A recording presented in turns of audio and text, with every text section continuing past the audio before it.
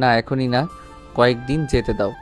তাহির কিছুটা সুস্থ বোধ করুক, এরপর এই বিষয়ে ওর সাথে কথা বলা যাবে। আপাতত নীলাদ্রের থাকার জন্য আমি শহর থেকে কিছুটা দূরে একটা হোটেল রুম বুক করে দিয়েছি। সেখানে ও সৌহার্দ্যের পরিচয়ে থাকবে কিছুদিন। কুশলের কথায় ওরা তিনজনই সম্মতি জানায়। কুশল আবারও বলল, এবার আমাদের বাড়িতে ফেরা দরকার। আর তোমরা দুজন একটা বিষয় খুব ভালোভাবে মাথায় ঢুকিয়ে রাখো, বাড়ির কারোর সামনে সন্দেহজনক কোনো আচরণ করবে না তোমরা। আগে যেমন ভাবে চলাচল করতে, সবার সাথে নর্মাল কথা বলতে, তেমনই থাকবে। ওরা যদি একবার বুঝতে পারে যে আমরা ওদের সব সত্য জেনে গিয়েছি, তাহলে ওরা যখন তখন আমাদের যে কারোর বড় ধরনের ক্ষতি করে বসবে। আমি চাই না আমাদের সামান্যতম বোকামির জন্য পাপীরা সতর্ক হয়ে যাক। ঠিক আছে। নীলাদ্র, তুইও চল আমাদের সাথে। তোকে হোটেলের সামনে নামিয়ে দিয়ে আমরা বাড়ি ফিরব। এরপর সন্ধ্যা নীলাদ্রের হাতে হাতে ওর প্রয়োজনীয় জিনিসগুলো ব্যাগে গুছিয়ে দেয়। গোছগাছ শেষ করে কুশল নীলাদ্রকে হাসপাতাল থেকে রিলিজ করার সব ফর্মালিটি সেরে নেয়। অতঃপর ওরা হাসপাতাল থেকে বেরিয়ে পড়ে। চৌধুরী মেনশনের ড্রয়িং রুমের সোফায় রিজভি, কামিনী, সাবরিনা, সাইমন বসে থাকাকালীন সময়ে মূল দরজার দিক করে পুরুষালী কণ্ঠে মামুনি ডাক শোনা মাত্র ওরা সবাই সেদিকে তাকায়। দীর্ঘ 5 বছর পর কামিনী ও রিজভি ছেলে রাজবীরকে নিজেদের চোখের সামনে দেখা মাত্র ওরা সবাই অনেক বেশি অবাক হয়ে যায়। ওরা সবাই সোফা ছেড়ে উঠে দাঁড়ায়। কামিনী হাসি মুখে 2 হাত বাড়িয়ে রাজীবের দিকে অগ্রসর হতে হতে বলল, আরে আমার সোনা ছেলে, কত বছর পর দেশে ফিরলি বাবা। আয় আমার বুকে আয়, মানিক আমার। এই বলে কামিনী রাজবীরকে 2 হাতে নিজের বুকের সাথে জড়িয়ে নেয়। কিছু সময় পর রাজবীরকে ছেড়ে ওর পাশে দাঁড়ায় কামিনী। সাবরিনা হাসি মুখে রাজবীরের সামনে এসে দাঁড়িয়ে 2 হাতে ওর নজর কাটিয়ে দেওয়ার মতো ভঙ্গিমা করে বললেন, বাড়ির রাজপুত্র অবশেষে বাড়িতে ফিরল, কিন্তু তুই এভাবে সারপ্রাইজ দিবি তা তো আমরা কেউ ভাবতেই পারিনি। ভাবনার বাহিরে কাজ করাই তো রাজবীর চৌধুরীর বিশেষ ট্যালেন্ট মামনি। হয়েছে রাজবীর বাবা, তুমি অনেকটা পথ জার্নি করে এসেছো, তো এখন রুমে গিয়ে ফ্রেশ হয়ে রেস্ট করো কিছুক্ষণ। তোমার মা আর মামনি সেই সময়ের ভেতরে তোমার পছন্দের সব খাবার তৈরি করে ফেলবেন। ঠিক আছে বাবাই। এই বলে রাজবীর সিঁড়ি বেয়ে উপরে নিজের রুমের উদ্দেশ্যে হাঁটা ধরে। কয়েক ঘন্টা পর সবেমাত্র খাওয়া দাওয়ার পর্ব শেষ করে ড্রয়িং রুমে সোফায় বসে গল্পের আসর নিয়ে বসেছে সাগরিকা, সাবরিনা, কামিনী, সাইমন, রিজভি আর রাজবীর। সে সময় কুশল, তরু আর সন্ধ্যা মূল দরজা দিয়ে ভেতরে প্রবেশ করে। কুশলকে দেখা মাত্র রাজবীর সোফা ছেড়ে উঠে কুশলের কাছে এসে ওকে জড়িয়ে ধরে বলল, হ্যাঁ ব্রো, কেমন আছো তুমি? ভালো আছি, তুই কেমন আছিস? এই তো বিন্দাস আছি। এই বলে রাজবীর সন্ধ্যার দিকে কেমন দৃষ্টি নিয়ে তাকিয়ে ওর গাল টেনে দিয়ে বলল, কি রে, তুই তো দেখছি অনেক বড় হয়ে গিয়েছিস, আর অনেক সুন্দরও হয়ে গিয়েছিস। রাজবীরের এমন দৃষ্টি ও কাজ সন্ধ্যার একদম ভালো লাগে না। সন্ধ্যা জোরপূর্বক হাসি দিয়ে বলল, আমি অনেক ক্লান্ত বোধ করছি, রুমে গিয়ে ফ্রেশ হব, পরে তোমার সাথে কথা হবে ভাইয়া। এই বলে সন্ধ্যা রাজবীরকে আর কিছু বলার সুযোগ না দিয়ে দ্রুত কদমে নিজের রুমের দিকে পা বাড়ায়। বাকিরা সন্ধ্যার এমন আচরণকে তেমন গুরুত্ব দেয় না। রাজবীর তরুণীমাকে দেখে বলল, উনি বুঝি আমাদের ভাবি, তো ভাবির সাথে পরিচয় করে দিবি না ব্রো? ও তোর মেজ ভাবি তরুণীমা চৌধুরী, আর তরুণীমা ও রিজভি চাচার একমাত্র ছেলে রাজবীর চৌধুরী। তরুণীমা শুরু থেকেই রাজবীর তীক্ষ্ণ দৃষ্টিতে দেখছে। রাজবীর শহুরে স্টাইলে হ্যান্ডশেক তরুর দিকে ডান হাত বাড়িয়ে দেয়, বলল, হ্যালো ভাবি। তরুতা উপেক্ষা করে হাসি দিয়ে বলল, আসসালামু আলাইকুম ভাইয়া। তরুর এমন কাজে রাজবীর কিছুটা লজ্জার মাঝে পড়ে যায়। পরক্ষণে নিজের হাত গুটিয়ে নিয়ে সালামের উত্তর দেয় সে। তরু মনে মনে চিন্তা করে, এনাকে কোথায় যেন দেখেছি আমি, কিন্তু কোথায় দেখেছি কিছুতেই মনে করতে পারছি না। গভীর রাত। তরু আর কুশল দুজনেই নিজ রুমে একই বিছানায় ঘুমিয়ে আছে। সে সময় কুশলের পানি পিপাসা পাওয়ায় ওর ঘুম ভেঙে যায়। কুশল শোয়া অবস্থা থেকে উঠে বসে বেডসাইড টেবিলের উপর রাখা পানির জগ থেকে গ্লাসে ঢেলে নিয়ে পানি পান করে। পানি পান করা শেষ করে কুশল গ্লাসটি আগের স্থানে রেখে তরুর দিকে তাকাতেই দেখে তরু চোখ বন্ধ থাকা অবস্থাতে কেমন অদ্ভুত মুখ ও অঙ্গভঙ্গিমা করছে। মানুষ ঘুমিয়ে থাকাকালীন কোনো স্বপ্ন দেখলে যেমন করে ঠিক তেমন। কুশল লক্ষ্য করে তরুর মুখশ্রী সম্পূর্ণ জুড়ে বিন্দু বিন্দু ঘাম ঝরে রয়েছে। আশ্চর্য বিষয়, রুমে এসি চলা সত্ত্বেও সে ঘেমে গেছে।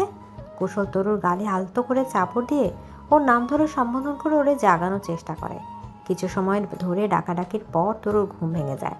তরু বড় বড় চোখ করে তাকিয়ে জোরে জোরে নিঃশ্বাস ফেলতে শুরু করে। পরক্ষণে নিজের পাশে কুশলকে বসে থাকতে দেখে তরু আর কিছু না ভেবে শোয়া অবস্থা থেকে উঠে কুশলের কোলের উপর বসে শক্ত করে ওকে জড়িয়ে ধরে।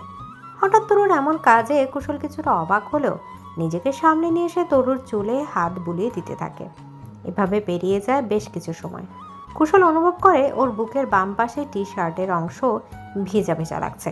কুশল শান্ত স্বরে বলল, শান্ত হও তরুণীমা, তুমি হয়তো কোনো দুঃস্বপ্ন দেখেছো। ভয় পেও না, আমি আছি তোমার কাছে। কুশলের এরূপ কথা শুনে তরু আর নিজেকে ধরে রাখতে পারে না, শব্দ করে কেঁদে উঠে সে। কুশল তরুকে শান্ত করার চেষ্টা নিয়ে বলল, কান্না করো না, কি হয়েছে বলো আমায়। কি স্বপ্ন দেখেছো তুমি, বলো। আমি আজ স্বপ্নে বড় অপুকে দেখেছি। আমি দেখেছি বড় অপু আর আমি একটা খুনসুটি করতে করতে ফাঁকা রাস্তা দিয়ে হাঁটতে হাঁটতে কোথায় যেন যাচ্ছি। সেই সময় কোথা থেকে যেন একজন মুখোশ পরা লোক এসে বড় অপুর হাত ধরে নিজের সাথে নিয়ে যেতে চেষ্টা করে জোরপূর্বক। আমি বড় অপুর হাত ধরে তাকে আটকানোর চেষ্টা করি, কিন্তু আমি সেই লোকটির শক্তির সাথে পেরে উঠি না। বড় অপুকে আমার থেকে কিছুটা দূরে নিয়ে গিয়ে ওই লোকটি আমার সামনেই বড় অপুর পেটে আর বুকে ধারালো ছুরি দিয়ে আঘাত করে, পরপর বেশ কয়েকবার। এমনটা দেখে আমি বড় অপুকে ওই লোকটির হাত থেকে বাঁচাতে ওদের দিকে অগ্রসর হওয়ার চেষ্টা করি, কিন্তু কোনো এক অদৃশ্য শক্তি আমাকে আমার জায়গা থেকে এক চুল পরিমাণও নড়তে দেয়নি। ওই মুখোশধারী লোকটি সেখান থেকে চলে যায়। বড় অপু আমার চোখের সামনে যন্ত্রণায় ছটফট করতে থাকে। আমার দিকে সাহায্য চেয়ে নিজের রক্ত মাখা হাত বাড়িয়ে দেয়, কিন্তু আমি অনেক চেষ্টা করেও বড় অপুর কাছে যেতে পারিনি। আমি পারিনি।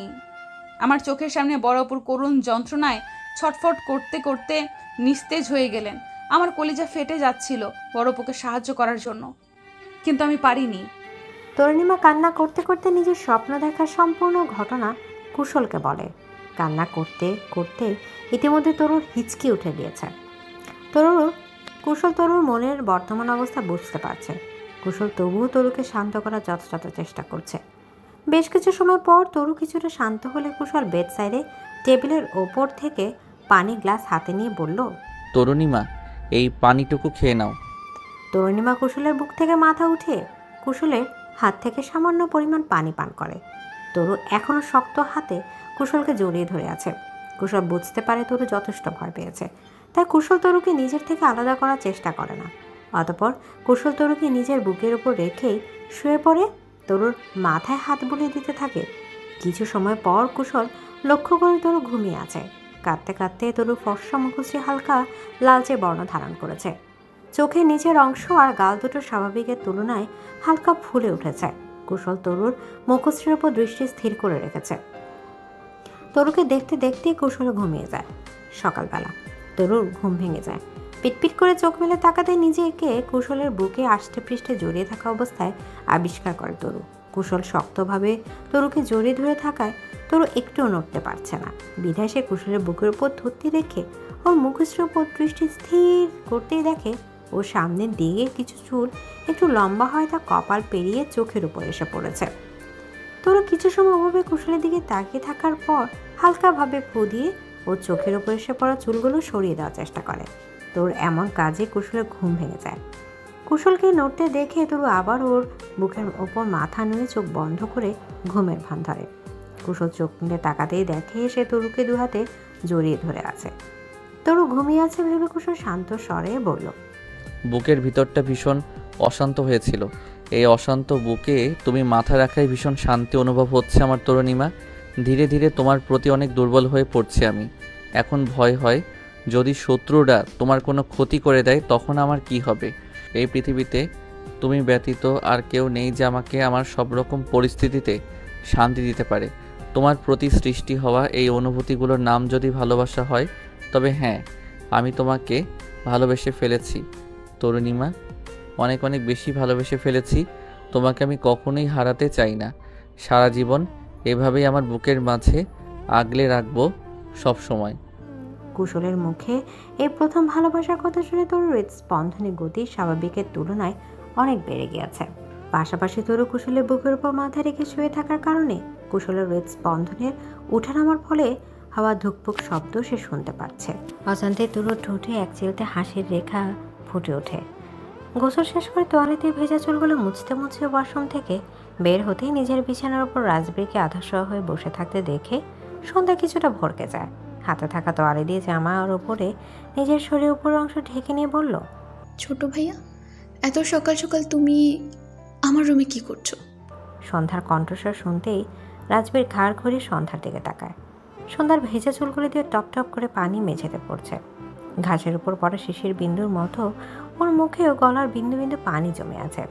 জানালা দিয়ে আসা সকালে মিষ্টি রোদ সন্ধ্যার মুখশ্রীর উপর পড়ার জমে থাকা সেই বিন্দু বিন্দু পানিগুলো জলজল করছে। রাজবীর এক দৃষ্টিতে সন্ধ্যার দিকে তাকিয়ে আছে। রাজবীরকে এভাবে নিজের দিকে এক দৃষ্টিতে তাকিয়ে থাকতে দেখে সন্ধ্যা ভীষণ ইতস্তত বোধ করে। পরক্ষণে সন্ধ্যা বিছানার কাছে এসে দাঁড়িয়ে রাজবীরের পায়ের কাছে রাখা নিজের ওড়নাটা নিতে ধরলে রাজবীর ওর কাছে বিঘ্ন ঘটিয়ে নিজে ওড়নাটা নিয়ে নেয়। সন্ধ্যার এবার ইতস্ততার মাত্রা পেরিয়ে রাগ লেগে যায়। তবুও সন্ধ্যা নিজের রাগকে নিয়ন্ত্রণে রাখার চেষ্টা করে বলল, ছোট ভাইয়া, ওড়নাটা দাও আমায়। এসব বিষয়ে মজা করা আমার একদমই পছন্দ না। রাজবীর সন্ধ্যার ওড়নাটা নিজের হাতে পেঁচাতে পেঁচাতে বাঁকা হেসে বলল, ছোটবেলায় তো আমার সামনে দিব্যি ওড়না ছাড়াই ঘুরে বেড়াতি, তাহলে এখন কি সমস্যা? আমি এখন আর ছোট নেই, ভালো ভালো বলছি, ওড়নাটা দাও। তুই চাইলে এখনও থাকতে পারিস, আমার কোনো সমস্যা নেই। রাজবীরের এমন নোংরা মানসিকতার রূপ দেখে সন্ধ্যার রাগে ঘৃণার সর্বশরীর তিত্তির করে কাঁপতে শুরু করে। অতঃপর সন্ধ্যা রাজবীর থেকে ওড়না নেওয়ার পর আর কোনো রূপ চেষ্টা না করে ওয়ার্ড্রোবের সামনে গিয়ে দাঁড়িয়ে ড্রয়ার গেলে অন্য আরেকটি ওড়না বের করে নিজের শরীরকে ভালোভাবে ঢেকে নিয়ে রাজবীর থেকে ঘুরে দাঁড়িয়ে ঠোঁটে হালকা হাসির রেখা ফুটিয়ে তুলে বলল, আমরা মেয়েদের বড় হওয়ার পরও যখন ওড়না ছাড়া ঘুরলে তোমাদের মতো ছেলেদের কোনোরূপ সমস্যা হবে না, তখন নিজের হাতে থাকা এই ওড়নাটা এবার নিজের শরীরেই ভালোভাবে জড়িয়ে রাখো। এতে যদি সামান্য পরিমাণ লজ্জা ভ্রম তোমাদের মতো মানসিকতার ছেলেদের ভেতর জন্মায়, তাহলে ওড়নাটি নিজেকে ধন্য মনে করবে। এ বলে সন্ধ্যা দ্রুত কদমে ওর রুম থেকে বেরিয়ে যায়। সন্ধ্যার বলা এরূপ কথাগুলোর মানে বুঝতে রাজবীরের কয়েক সেকেন্ড সময় লেগে যায়। মানে বুঝে ওঠা মাত্রই রাজবীর রাগে উচ্চস্বরে আ বলে নিজের হাতে থাকা ওড়নাটি মেঝের উপর ছুঁড়ে ফেলে দিয়ে বলল, সেদিনের পুচকে মেয়ে আমাকে এত বড় অপমানমূলক কথা শুনিয়ে হাসতে হাসতে চলে গেল। এই রাজীব চৌধুরীকে অপমান করার ফল কতটা খারাপ হতে পারে সে সম্পর্কেতে তোর কোনো ধারণাই নেই রে সন্ধ্যা। যেই শরীরকে ঢাকার জন্য তোর এত চেষ্টা, সেই শরীরের অবস্থা আমি। এতটুকু বলেই রাজবীর সশব্দে হেসে ওঠে। এদিকে কুশলা তরুণীমার রুমের বাইরে দরজার সামনে দাঁড়িয়ে সন্ধ্যা দরজার কড়া নাড়ে। কুশলা তরুণীমা তখনও ঘুমিয়েছিল। দরজার কড়া নাড়ার শব্দে ঘুমিয়ে গেছে ওদের। তরু কুশলের বুকের ওপর থেকে সরে সোজা হয়ে বসে শান্ত স্বরে প্রশ্ন করল, কে? মেজো ভাবি, আমি সন্ধ্যা। সন্ধ্যার কণ্ঠ শুনতে পেয়ে তরু এক পলক কুশলের দিকে তাকিয়ে পরক্ষণে বিছানা থেকে নেমে দরজার কাছে এসে দরজা খুলে দেয়। সঙ্গে সঙ্গে সন্ধ্যা রুমের ভেতর প্রবেশ করে ভেতর থেকে দরজা আটকে দেয়। কুশল বিছানার দিকে পিঠ থেকে বসে ওদের দিকে দৃষ্টি স্থির করে রেখেছে। সন্ধ্যার এমন আকস্মিক কাজে তরু কিছুটা অবাক হয়ে বলল, কি হয়েছে সন্ধ্যা? কোনো সমস্যা? বসো ভাবি। সন্ধ্যা তরু দুজনেই বিছানার উপর বসে পড়ে। সন্ধ্যা আবারও বলল, জানি না এই বিষয়ে এভাবে কথা বলাটা ঠিক হবে কিনা, বা তোমরাও এটা মনে করো কিনা যে আমি বিষয়টা নিয়ে একটু বেশি নেগেটিভ চিন্তা করছি। কি হয়েছে তোর? কোন বিষয়ের কথা বলছিস তুই? সরাসরি বল। সন্ধ্যা কিছুটা ইতস্তত বোধ করে নিজের এক হাতের তালুতে অন্য হাতের পিঠ হালকাভাবে ঘষা দিতে দিতে বলল, ছোট ভাইয়ের দৃষ্টি, কথা বলার ধরন, চাল চলন আমার একদমই ভালো লাগছে না মেজো ভাইয়া। মানে কি বলতে চাইছিস তুই? সন্ধ্যার কথার ধরন আর ও যে ইতস্তত বোধ করছে সেটা তরুণীমা খুব ভালোভাবে বুঝতে পারছে। তরুণীমা শান্ত স্বরে বলল, কুশল, আপনি বরং ফ্রেশ হয়ে নিন, যান। আমি সন্ধ্যার সাথে এই বিষয়ে কথা বলছি। কুশল তরুর দিকে তাকায়। তরু ইশারায় কুশলকে যেতে বলে। কুশলও আর কথা না বাড়িয়ে বিছানা থেকে নেমে তোয়ালের পোশাক নিয়ে ওয়াশরুমের ভেতর প্রবেশ করে। পরক্ষণে তরু সন্ধ্যার হাতের উপর নিজের হাত রেখে শান্ত স্বরে বলল, এখন নির্দ্বিধায় তুমি আমাকে তোমার সমস্যার কথা বলতে পারো সন্ধ্যা। সন্ধ্যা একবার দীর্ঘশ্বাস পেলে রাজবীরের আচরণ, দৃষ্টি ও বাজে ইঙ্গিতে বলা সব কথাগুলো তরুকে খুলে বলে। সব শোনার পর তরু যেন রাগে সর্বশরীর জ্বলছে। তরু রাগী স্বরে বলল, অমানুষদের বাচ্চা যে অমানুষী হয় তার প্রমাণ সে দিয়ে দিয়েছে। সবগুলো অমানুষের হাল এতটা খারাপ করে দিতে হবে যে তাদের অবস্থা দেখে চারপাশে থাকা বাকি অমানুষগুলোর শিক্ষা হয়ে যায়। ভাবি, এই অমানুষগুলোকে নিজের চোখের সামনে হাসি খুশিভাবে চলাচল করতে দেখলে আমার ভীষণ কষ্ট হয়। এদের উচিত শাস্তি দেওয়ার ব্যবস্থা যত তাড়াতাড়ি সম্ভব করতে হবে আমাদের। আমি চাই না বাবা মায়ের মতো করুণ অবস্থা আমাদের মাঝে আর একজনেরও হোক। চিন্তা করো না সন্ধ্যা, অমানুষগুলোকে আর বিন্দু মাত্র সুযোগও দেওয়া হবে না কোনো ভালো ব্যক্তিত্ব সম্পন্ন মানুষের ক্ষতি করার। সন্ধ্যার সাথে কথা বলতে বলতেই তরু ফোন বেজে ওঠে। বেড সাইডে টেবিলের উপর থেকে ফোনটা হাতে নিতেই দেখে ওর মা তমালেখা শিকদার কল করেছে।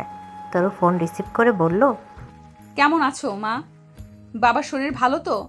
আমরা ভালো আছি রে মা, তোর কথা খুব মনে পড়ছিল, তোকে দেখতে ভীষণ ইচ্ছে করছিল। জামাই বাবাজিকে নিয়ে একবার সুযোগ করে আমাদের এখানে আয়। তোরা আসলে অরুণিমার জন্য মিলাতের ব্যবস্থা করব, অনাথ আশ্রমে কিছু বাচ্চাদের খাওয়াবো, আর ওদের মাঝে শীতের পোশাক বিতরণ করব। ঠিক আছে মা, আমি এই বিষয়ে ওনার সাথে কথা বলেই তোমাকে জানাচ্ছি, কেমন?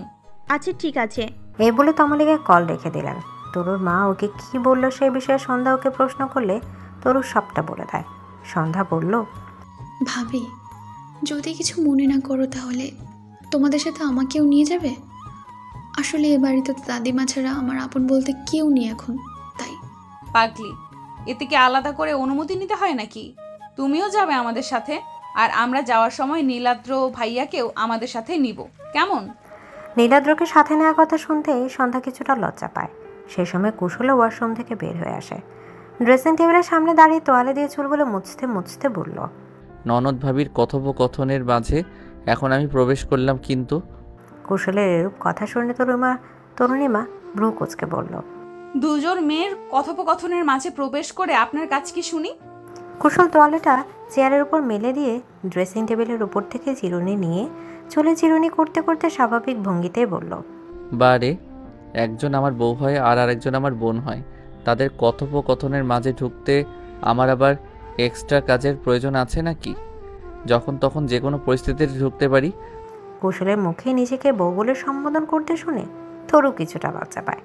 সন্ধ্যা তরুর দিকে তাকাতেই তরুকে হালকা লজ্জা পেতে দেখে ডান হাতের শাহাদাত আঙ্গুল দিয়ে নিজের নাকের হালকা ঘষে দিতে দিতে বলল, তোমরা বরং এখন রোমান্স করো, আমি আর কাবাবের মাঝে হাড্ডি হয়ে না থাকি। সন্ধ্যার এমন কথায় তরু মাথা নিচু করে নিয়ে ঠোঁটের ঠোঁট চেপে ধরে নিজের লজ্জাকে নিয়ন্ত্রণ রাখার চেষ্টা করে। সন্ধ্যা বসা অবস্থা থেকে উঠে দাঁড়াতেই কুশল সন্ধ্যার ডান কান টেনে ধরে বলল, বড্ড পেকে গিয়েছিস তুই, কান মুলে না দিলে ঠিক হবি না। মেজো ভাইয়া ছাড়ো, লাগছে তো।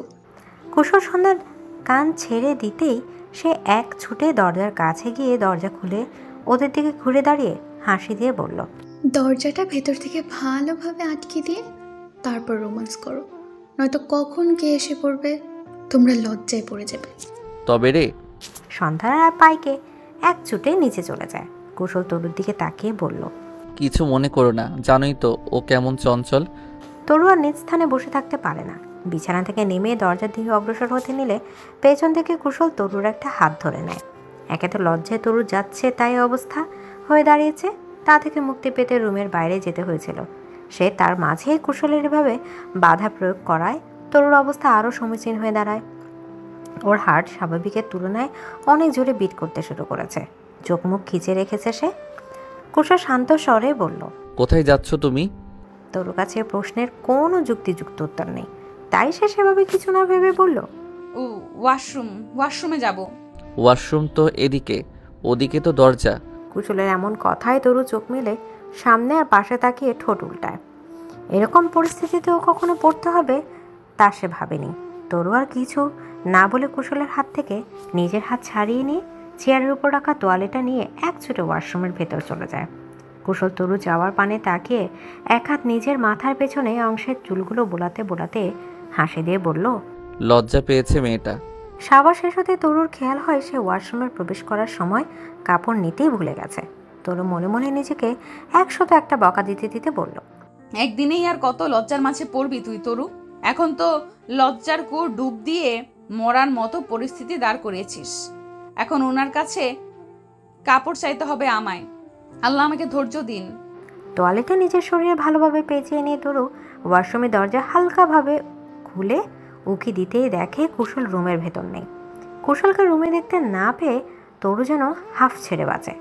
তরু ওয়াশরুমে থেকে বের হয়ে দ্রুততার সাথে দরজার কাছে গিয়ে দরজাটা ভেতর থেকে আটকে দিয়ে ওয়ার্ড্রোবের সামনে এসে দাঁড়িয়ে ড্রয়ার খুলে নিজের এক সেট কাপড় নিয়ে ড্রয়ার বন্ধ করে দূরে দাঁড়াতেই কুশলকে নিজের সামনে দাঁড়িয়ে ঘোর লাগা দৃষ্টিতে তাকিয়ে থাকতে দেখে তরুর নিঃশ্বাস বন্ধ হয়ে আসার উপক্রম হয়। চোখ বড় বড় করে কুশলের দিকে তাকে স্তব্ধ হয়ে দাঁড়িয়ে আছে তরু।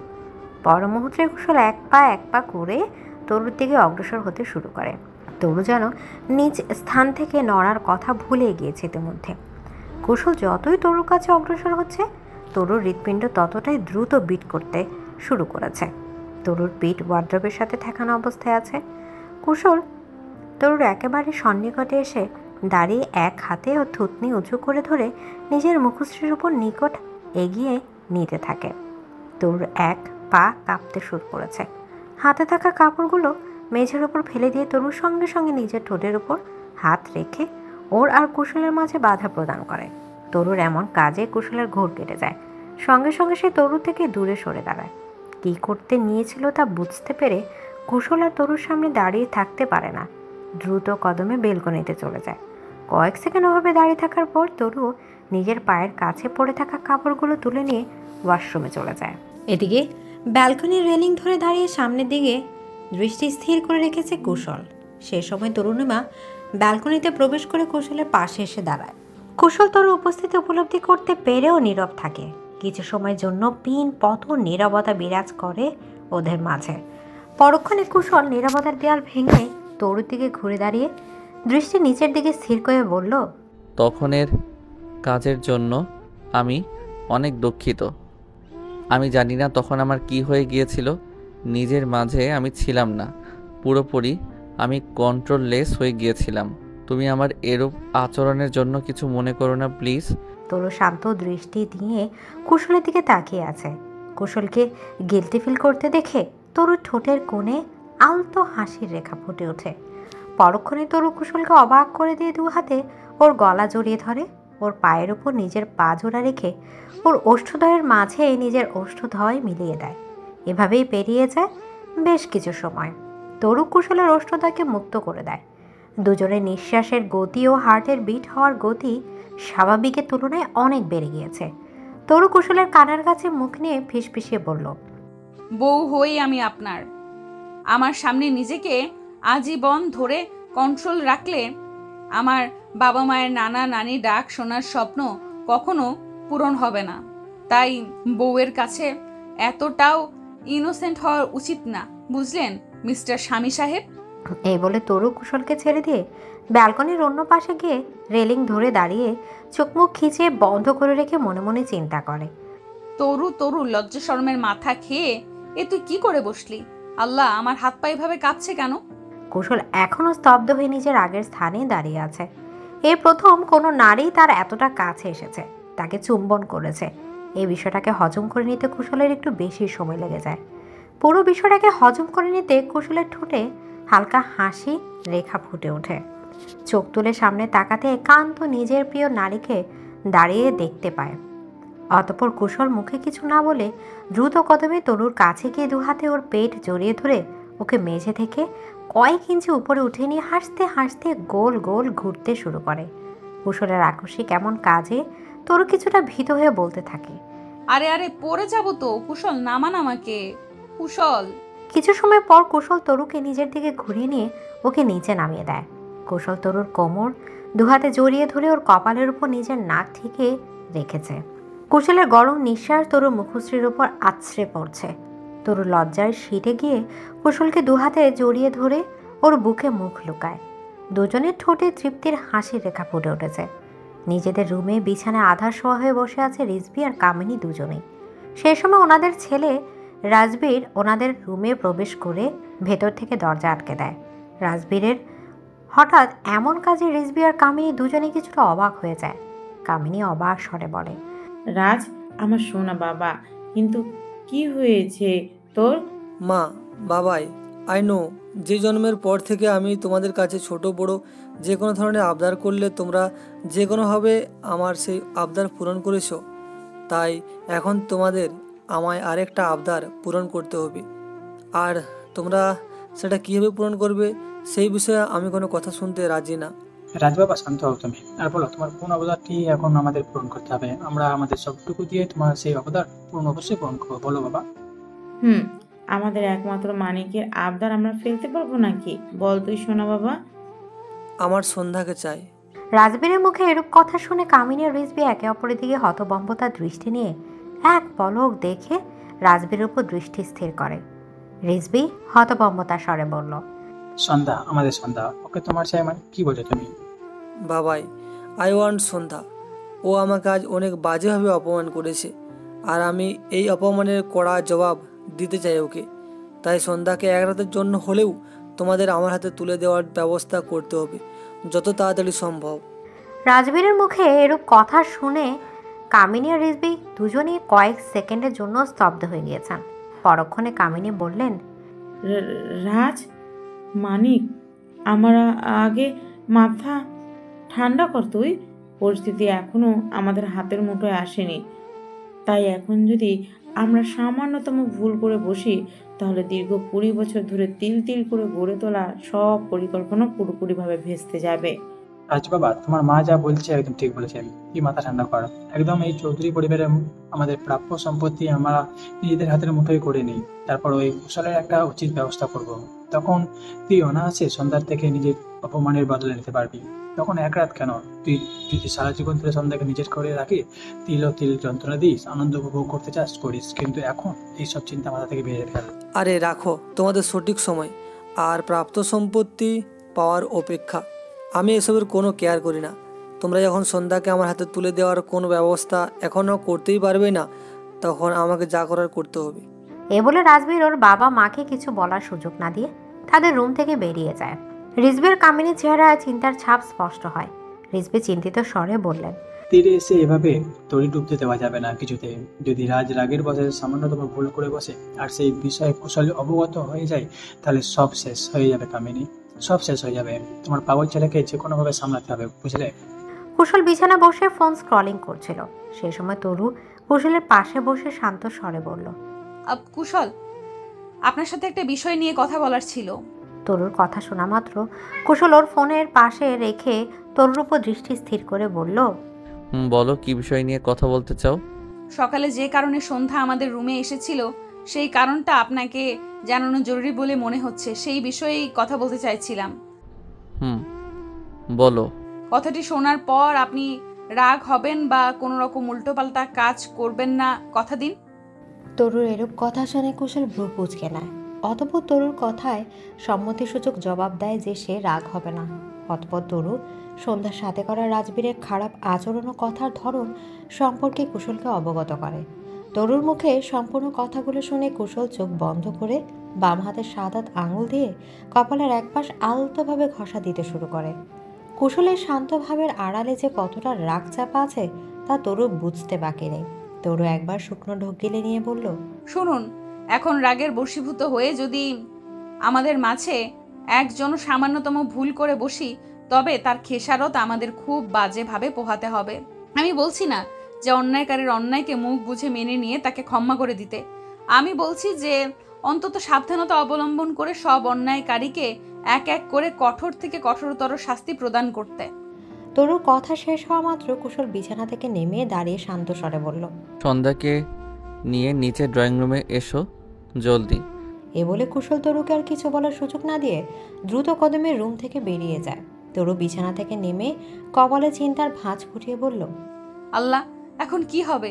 এই মানুষটা এখন যদি রাগের বশে উল্টো পাল্টা কিছু করে ফেলেন, থুর, আমারই ভুল হয়েছে এই পরিস্থিতিতে ওনাকে এসব জানানো। এই বলে তরু রুম থেকে বেরিয়ে যায়। ড্রয়িং রুমে নিজের জন্য নির্ধারিত সোফায় বসে কুশল উপস্থিত সার্ভেন্টদের অর্ডার করে পরিবারের সকল সদস্যদের যত দ্রুত সম্ভব ড্রয়িং রুমে উপস্থিত হওয়ার কথা বলে। কিছু সময়ের ভিতর চৌধুরী পরিবারের সকল সদস্য ড্রয়িং রুমে উপস্থিত হয়। তরুণীমা আর সন্ধ্যা নিজেদের মাঝে সৃষ্টি হওয়া উত্তেজনাকে দমিয়ে রাখার যথাযথ চেষ্টা করছে। বাকিরা কুশলের উপর দৃষ্টি স্থির করে রেখেছে। কি কারণে তাদের একত্র হতে বলা হয়েছে তা জানতে। সকলকে একত্র করার পিছনের কারণ হলো সন্ধ্যার বিয়ের বিষয়ে চূড়ান্ত করার সিদ্ধান্ত সম্পর্কে সকলকে অবগত করা। হুট করে সন্ধ্যার বিয়ের বিষয় নিয়ে কোনো সিদ্ধান্ত কুশল চূড়ান্ত করেছে জানার উপর উপস্থিত সকলেই অনেক অবাক হয়ে যায়। সন্ধ্যা তরুণিমা একে অপরকে এক পলক দেখে একবার লম্বা নিঃশ্বাস ফেলে। কুশল কি বলবে না বলবে তা ভেবে উত্তেজনায় ওদের কাবু হয়ে যাওয়ার মতো অবস্থা হয়েছিল। রাজবীর একপাশে দাঁড়িয়ে সন্ধ্যার দিকে তাকিয়ে রাগে নিজের দুহাত মুষ্টিবদ্ধ করে নেয়। সাইমন বললেন, বাড়িতে এতগুলো গুরুজন থাকা সত্ত্বেও সন্ধ্যার বিষয়ে কেন সিদ্ধান্ত চূড়ান্ত করতে পারো না কুশল? সন্ধ্যা আমার ছোট বোন, ওর বিষয়ে ভালো মন্দ বিচার করে যে কোনো সিদ্ধান্ত চূড়ান্ত করার সম্পূর্ণ অধিকার আমার আছে। আর রইল গুরুজনদের সাথে আলোচনা করার বিষয়। যেই গুরুজনরা মানুষের মাঝে মনুষ্যত্ব আছে কিনা তা যাচাই না করে তাদের কত অর্থ সম্পত্তি আছে তা যাচাই করে একটা সম্বন্ধ পাকা করার মতো নিচু পদক্ষেপ গ্রহণ করতে চাই, সেই গুরুজনদের সাথে আলোচনা করে কোনো সিদ্ধান্ত গ্রহণ করার প্রয়োজন আমি মনে করি না। কুশলের এমন অপমানমূলক জবাব শুনে রাগে সাইমনের সর্বশরীর থরথর করে কাঁপছে। তিনি সোফা ছেড়ে উঠে দাঁড়িয়ে উচ্চ স্বরে বললেন, কুশল, বিগত বছরগুলো থেকে তোমার সব বাড়াবাড়ি চুপচাপ সহ্য করে এসেছি বলে এর মানে এই নয় যে তুমি আমাদের সাথে যা নয় তাই ব্যবহার করে যাবে। ভুলে যেও না, সম্পর্কে আমি তোমার বাবা হই, আর এখানে উপস্থিত সকালের সাথেই তোমার রক্তের সম্পর্ক আসে। তুমি আমাদের এভাবে অপমান করতে পারো না। আমি কখন বললাম যে আপনি আমার বাবা হন না? আর এই পরিবারের সকলের সাথে আমার রক্তের সম্পর্ক তা আমি ভুলে গিয়েছি। বিগত বছরগুলোতে আমি কারো লাইফ নিয়ে এমন কোনো সিদ্ধান্ত গ্রহণ করিনি যে আমার নেওয়া সিদ্ধান্তের ফলে তাকে চরম ভোগান্তির সম্মুখীন হতে হয়েছে। আমি যখনই কোনো বিষয় নিয়ে কোনো সিদ্ধান্ত নিয়েছি তা সে সম্পর্কে সকলকে অবগত করতে গিয়েছি, তখনই প্রতিবারই একমাত্র আপনি আমার সামনে বাধা হয়ে দাঁড়িয়েছিলেন। যেখানে একজন বাবার দায়িত্ব ও কর্তব্য হলো যখন তার সন্তানরা কোনো বিষয় নিয়ে কোনো সিদ্ধান্ত গ্রহণ করে তখন সেই সিদ্ধান্তের পিছনে আসল কারণ কি, কারণটা তার জীবনের সাথে জড়িত, কতটা গুরুত্ব রাখে সে সম্পর্কে ভালোভাবে জেনে তাকে সাপোর্ট করা। আপনি চিন্তা করে বলতে পারবেন যে আপনি একজন বাবা হয়ে এই দায়িত্বটা একবারের জন্য পালন করেছিলেন কি না? কুশলের বলা কথাগুলো শুনে সাইমন সহ উপস্থিত সবাই স্তব্ধ হয়ে গিয়েছে। পরক্ষণে সাইমন আর কোনো প্রত্যুত্তর না করে স্থান ত্যাগ করেন। কুশল আবারও শান্ত স্বরে বলল, যদি আমার সিদ্ধান্ত নিয়ে উপস্থিত আর কারোর বিন্দুমাত্র সমস্যা থেকে থাকে তাহলে সে এখান থেকে চলে যেতে পারে, কিন্তু আমার এই কথাটা মাথায় ভালোভাবে ঢুকিয়ে নাও সবাই, যে সন্ধ্যার বিয়ে নিয়ে আমি যে সিদ্ধান্ত চূড়ান্ত করেছি দুনিয়া উলটপালট হয়ে গেলেও এই সিদ্ধান্তের কোনো নড়চড় হবে না। কুশলের এরূপ কথা শুনে উপস্থিত আর কেউ কোনো প্রতিবাদমূলক কথা বলে না। সাগরিকা শান্ত স্বরে বললেন, দাদু ভাই, জানিসই তো তোর বাবা কেমন রকচটা স্বভাবের মানুষ। কেন বিষয় নিয়ে ভালোভাবে চিন্তা করেই রিয়েক্ট করে বসেন। আমি চাই না কোনো বিষয় নিয়ে তোদের বাবা ছেলের মাঝে মনোমালিন্য হোক। আমি এটা খুব ভালোভাবেই জানি যে তুই আমাদের পরিবারের যে কোনো সদস্যের বিষয় নিয়ে যে সিদ্ধান্ত নিস না কেন তা তোদের বিষয়ে ভালো দিকটাই বয়ে আনবে। তোর সিদ্ধান্তের উপর আমার সবারই পুরো আস্থা আর বিশ্বাস আছে দাদু ভাই। সাগরিকার কথাগুলো শুনে কুশল তরু সন্ধ্যার ঠোঁটে হালকা হাসির রেখা ফুটে ওঠে। কামিনী নিজের দৃষ্টি নিচের দিকে স্থির করে রেখে দ্রুততার সাথে নিজের বেনুনি নাড়ছে। সাবরিনা বললেন, কুশল, বল এখন বাবা কি সিদ্ধান্ত নিয়েছিস তুই? কিছুদিন আগে বড় ভাইয়া বড় ভাবির জীবনে নতুন সদস্য আসার উপলক্ষ যে অনুষ্ঠানের আয়োজন করা হয়েছিল সেখানে শেষ মুহূর্তে যে দুর্ঘটনা হয়েছিল সেই বিষয়ে তোমাদের খেয়াল আছে নিশ্চয়ই। আমাকে বাঁচাতে গিয়ে যে ছেলেটা গুলিবিদ্ধ হয়েছিল ওর নাম হলো মিস্টার তৌকির তালুকদার তাহির। ওকে আমরা যেই হাসপাতালে সুচিকিৎসা দেওয়ার জন্য ভর্তি করিয়েছিলাম সেই হাসপাতালে ওর ছোট ভাই ডাক্তার সৌহার্দ্য তালুকদারের সাথে পরিচয় হয়। সে সন্ধ্যাকে দেখা মাত্রই পছন্দ করে ফেলেছে। সন্ধ্যার জন্য বিয়ের প্রপোজাল দিয়েছিল সৌহার্দ্য আমায়। আমি ওর আর ওর পুরো পরিবারের ব্যাকগ্রাউন্ড সম্পর্কে খুব ভালোভাবে খোঁজ খবর নিয়েছিলাম। ওনারা সবাই অনেক ভালো মানসিকতার মানুষ, তাই সৌহার্দ্যের সাথেই সন্ধ্যার বিয়ে দেওয়ার সিদ্ধান্ত চূড়ান্ত করেছি আমি। খুব তাড়াতাড়ি সৌহার্দ্য ওর পরিবারকে নিয়ে আমাদের বাড়িতে আসবেন। এরপর বিয়ের জন্য একটা ভালো দিন তারিখ ঠিক করা হবে। আমি চাই খুব ধুমধামের সাথে সৌহার্দ্য আর সন্ধ্যার বিবাহ কার্য সম্পন্ন হোক। তরু আর সন্ধ্যা কুশলের মুখে সৌহার্দ্যের তাহিরের ছোট ভাই বলে সম্বোধন করতে শুনে অনেক অবাক হয়ে যায়। তরু মনে মনে বলল, এখনো পর্যন্ত তাহিরের সাথে এই বিষয়ে কথা বলা তো হলো না, আর উনি নীলাদ্র ভাইয়াকে তাহিরের ছোট ভাই বলে সম্বোধন করলেন। এখন পুরো বিষয়টা উনি ম্যানেজ করবেন কি করে? যদি তাহির এই সবের মাঝে আসতে রাজি না হয় তখনই বা কি করবেন? আমার মাথা কাজ করা বন্ধ করে দিয়েছে। জানি না আগামীতে কি হতে চলেছে। সন্ধ্যার কথা তরুর চিন্তার ঘোর কাটে। সন্ধ্যা সকলের সামনেই বলল, মেজো ভাবি, তুমি না সকালবেলা বললে যে একটা গুরুত্বপূর্ণ কাজের জন্য আঙ্কেল আন্টি তোমাকে তাদের বাড়িতে যাওয়ার কথা বলেছেন? অলরেডি অনেক বেলা হয়ে গেছে। মেজো ভাই আর তুমি রেডি হয়ে নাও, যাও, আমিও রেডি হয়ে নিচ্ছি। তুইও যাবি ওদের সাথে? সারাদিন রাত বাড়ির ভেতর থাকতে থাকতে কেমন বোর ফিল করছি, তাই ভাবলাম ওদের সাথে যাই। ও আচ্ছা। অতঃপর একে একে সবাই ড্রয়িং রুম ত্যাগ করে নিজ নিজ রুমে চলে যায়। রাজবীর ওর রুমে এসে ভেতর থেকে দরজা আটকে দিয়ে ড্রেসিং টেবিলের সামনে গিয়ে দাঁড়িয়ে ড্রেসিং টেবিলের পাশে থাকা ছোট্ট ফুলদানিটা হাতে নিয়ে আয়নার উপর ছুঁড়ে মারে। সঙ্গে সঙ্গে সম্পূর্ণ আয়না কয়েক শত টুকরা হয়ে মেঝের উপর পড়ে। রাজবীর সেখান থেকে একটা টুকরো বাম হাত দিয়ে উঠিয়ে তা মুষ্টিবদ্ধ করে ধরে। রাজবীর হাত কেটে গিয়ে টপ টপ করে রক্ত মেঝের উপর পড়তে শুরু করে। রাজবীর দাঁতে দাঁত পিষে বলল, আমার আগে দ্বিতীয় কোনো পুরুষ তোর সংস্পর্শে আসতে পারবে না সন্ধ্যা। এমনটা আমি হতে দিব না। খুব তাড়াতাড়ি আমার প্রতিশোধ নিব আমি। তৈরি হয়ে নে তুই।